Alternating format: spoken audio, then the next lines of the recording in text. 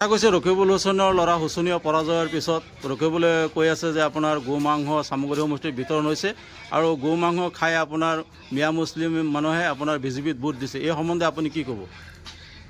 কথা হ'ল এটা স্পষ্ট কথা ইয়াত আমি উল্লেখ কৰিব লাগিব, যিটো গো মাংস প্ৰাসংগিক যি এটা ৰাজনীতি চলি আছে, বোকা চটীয়া ৰাজনীতি, এয়া মই প্ৰথমে এজন সাংসদ, অসম চৰকাৰৰ বিগত সময়ত অসম চৰকাৰৰ সন্মানীয় মন্ত্ৰী বিধায়ক থকাৰ যদি বৰ্তমান এটা লোকসভাৰ সাংসদ, তেখেতে এনেকুৱা ধৰণৰ অপমানসূচক মন্তব্যই সমগ্ৰ সংখ্যালঘু জাতিটোক অপমান কৰিছে। তাৰ বাবে মই প্ৰথমে ৰকিবুল হুছেইন ডাঙৰীয়াক মই ধিক্কাৰ দিছোঁ, গৰিহণা দিছোঁ, নিন্দা কৰিছোঁ। কাৰণ এটা কথা স্পষ্ট যে আজি সংখ্যালঘু ভোট বেংকেৰে তেখেত আৰু তেখেতৰ পিতৃয়ে প্ৰায় ৩৫ বছৰ কাল এইখন সমষ্টিৰ পৰা প্ৰতিনিধিত্ব কৰি আহিছিলে আৰু সেই মানুহখিনিকে ভোট বেংক হিচাপে, বিশেষকৈ ধৰ্মীয় সংখ্যালঘু মানুহখিনিক ভোট বেংক হিচাপে ব্যৱহাৰ কৰি আহিছিলে। আৰু লাষ্টত দেখা গ'ল যেতিয়া নিজৰ পুতেকক কংগ্ৰেছৰ প্ৰাৰ্থী হিচাপে চামগুৰি সমষ্টিত প্ৰক্ষেপ কৰিছিলে আৰু সেই কথা চামগুৰিবাসী ৰাইজে তেখেতক মানে আঁকোৱালি নোলোৱাৰ কাৰণে, কাৰণ কি পৰ্যায়ে আঁকোৱালি ল'ব, কাৰণ চামগুৰি ৰাইজ এইবাৰ সচেতন হৈছে, অসমৰ সংখ্যালঘু সংখ্যাগুৰু সকলো জাতি জনগোষ্ঠীৰ ৰাইজ সচেতন হৈছে আৰু সকলো জাতি জনগোষ্ঠীৰ ৰাইজে উন্নয়ন আৰু বিকাশৰ ৰাজনীতি কৰিব বিচাৰিছে। তাৰ লগতে চামগুৰি সমষ্টিৰো সংখ্যালঘু ৰাইজে উন্নয়ন আৰু বিকাশৰ ৰাজনীতিৰ আঁকোৱালি লৈছে।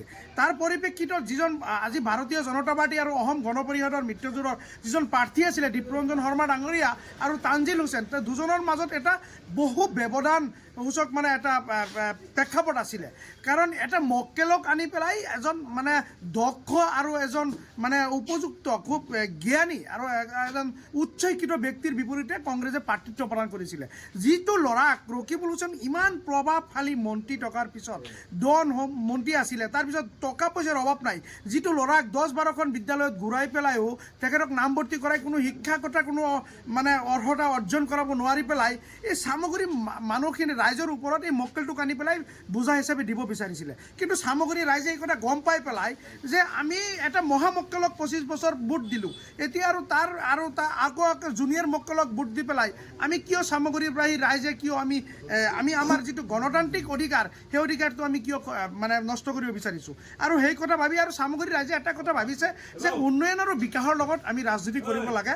সকলো জাতি জনগোষ্ঠীকে আমি যিহেতু ভাৰতীয় জনতা পাৰ্টি ডক্টৰ হিমন্ত বিশ্ব শৰ্মা নেতৃত্বাধীন চৰকাৰখনে সকলো জাতিকেই সম অধিকাৰ আৰু সম বিকাশৰ বাবে ৰাজনীতি কৰি আহিছে আৰু সেই কথা আমাৰ চামগুৰিবাসী ৰাইজে ভালকৈ বুজি পাইছে। আৰু আমাৰ প্ৰাৰ্থী দীপৰঞ্জন শৰ্মা ডাঙৰীয়া তেখেতে এটা নিৰ্বাচনী প্ৰচাৰত এটা মানে স্পষ্টভাৱে এটা প্ৰচাৰ চলাইছিলে, শিক্ষা আৰু স্বাস্থ্য, তাৰ শিক্ষা স্বাস্থ্য উন্নয়ন আৰু বিকাশ, ৰাস্তা ঘাট সকলো দিশতে সম অধিকাৰ আৰু সম বিকাশৰ উন্নয়ন কৰিব বুলি প্ৰতিশ্ৰুতি দিছিলে। চামগুৰি সমষ্টিৰ ৰাইজে এই কথা বুজি পাইছিলে আৰু বিশ্বাসত লৈছিলে। তাৰ বাবে চামগুৰিবাসী ৰাইজে এইবাৰ উচিত শিক্ষা দিলে, এটা মক্কেলক চিৰ বিদায় দিলে।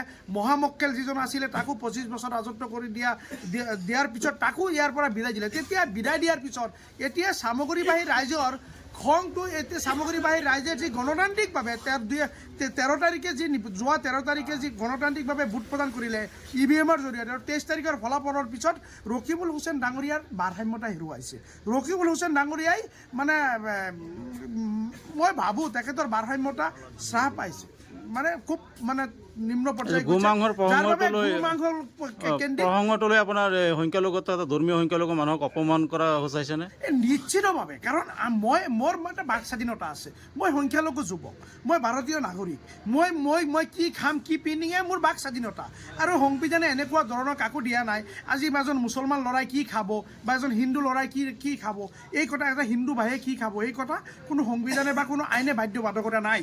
যাৰ যি ধৰ্মমতে নিজৰ আহাৰ, নিজৰ সাজ পোছাক গ্ৰহণ কৰিব পাৰিব। ৰকিবুল হুছেইনে যি গো মাংস প্ৰাসংগিক যি মন্তব্য কৰিছে এয়া অতি নিন্দাজনক। সেইবাবে মই ৰকিবুল হুছেইনক, মই অসমৰ সংখ্যালঘু মুছলমানক এটাই আহ্বান জনাম, ৰকিবুল হুছেইনক সংখ্যালঘু অধ্যুষিত এলেকাক প্ৰৱেশ নিষিদ্ধ কৰিব লাগে, ৰকিবুল হুছেইনক পহুখেদা দিব লাগে। চামগুৰি ৰাইজে এইবাৰ যি পহুখেদা দিলে এই পহুখেদা তাৰ উপযুক্ত শিক্ষা হোৱা নাই, সি আৰু শিক্ষাৰ প্ৰয়োজন হৈছে। এতিয়া ডুবৰিৰ ৰাইজেও তাক পহুখেদা দিয়াৰ কাৰণে সাজু হৈ থাকিব লাগে।